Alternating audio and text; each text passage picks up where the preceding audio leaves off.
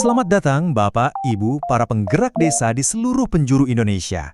Hari ini kita akan kupas tuntas ya, panduan operasional kita untuk Dana Desa 2026. Apa itu? Tentu saja, Permendes nomor 16 tahun 2025. Yuk, kita bedah bareng-bareng supaya kita semua nih makin siap dan makin mantap dalam memaksimalkan setiap rupiah untuk kemajuan desa kita masing-masing. Nah, ini dia dokumennya. Jadi anggap saja ini adalah juknis, petunjuk teknis, resmi kita semua untuk menjalankan Dana Desa 2026. Penting banget, karena peraturan inilah yang jadi jembatan antara prioritas besar di tingkat nasional dengan aksi nyata yang akan kita lakukan di desa. Tujuannya satu, memastikan setiap rupiah yang kita kelola itu benar-benar terasa dampaknya. Oke, supaya pembahasan kita terstruktur, ini dia agenda kita. Pertama, kita lihat dulu aturan main barunya. Lalu, kita akan dalami 8 prioritas utamanya. Setelah itu, kita bahas soal perencanaan dan partisipasi, lanjut ke transparansi dan pelaporan. Nggak lupa, kita juga akan lihat apa saja larangan penggunaannya, dan terakhir, bagaimana peran kita semua dalam menyukseskan ini. Langsung saja kita mulai ya. Baik, sebelum kita loncat ke 8 prioritas tadi, ada baiknya kita samakan frekuensi dulu. Ada beberapa istilah kunci dalam peraturan ini yang harus kita pahami bersama, supaya nanti kita semua ngomongnya nyambung ya. Ini fondasinya. Yang pertama, tentu saja, dana desa itu sendiri. Sederhananya, ini adalah dana dari pemerintah pusat yang jadi bahan bakar utama kita untuk menjalankan pemerintahan, pembangunan, dan juga pemberdayaan masyarakat di desa. Nah, ini yang penting sekali. Bagaimana cara mengambil keputusan-keputusan besar? Jawabannya ada di sini, musyawarah desa. Ini bukan sekedar rapat ya, tapi sebuah forum di mana pemerintah desa, BPD, dan seluruh elemen masyarakat duduk bareng untuk mencapai kata mufakat. Jadi ini jantungnya partisipasi. Lalu, ada metode implementasi yang jadi andalan, yaitu Padat Karya Tunai Desa atau PKTD. Ini adalah program yang cerdas loh. Kenapa? Karena tujuannya ganda.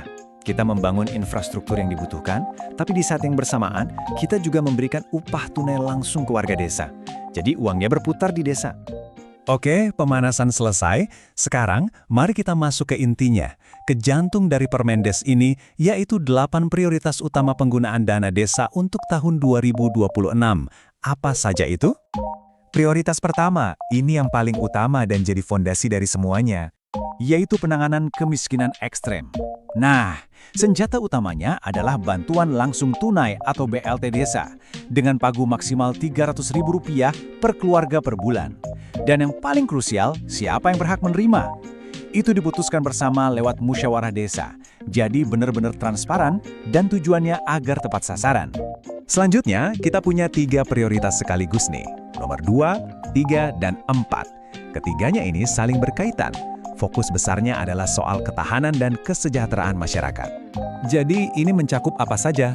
Ada ketahanan iklim dan bencana, lalu promosi layanan kesehatan dasar, ini termasuk pencegahan stunting ya, dan juga penguatan ketahanan pangan, serta lembaga ekonomi desa seperti BUMDes. Lengkap kan? Lanjut ke prioritas nomor 5 dan 6.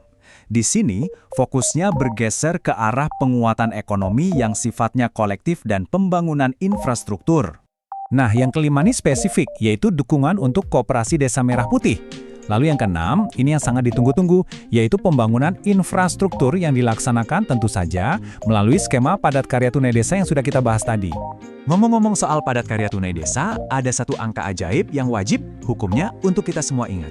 Angka ini adalah kunci. Apa itu? Minimal 50% dari total anggaran setiap proyek Padat Karya Tunai Desa harus, sekali lagi harus, dialokasikan untuk upah pekerja. Jadi, separuh dananya itu langsung masuk ke kantong masyarakat. Ini yang bikin ekonomi desa berputar kencang. Oke, kita sampai di 2 prioritas terakhir, nomor 7 dan 8. Ini bisa dibilang prioritas yang melihat ke depan untuk kemajuan jangka panjang. Yang ketujuh adalah pembangunan infrastruktur digital, penting banget di zaman sekarang.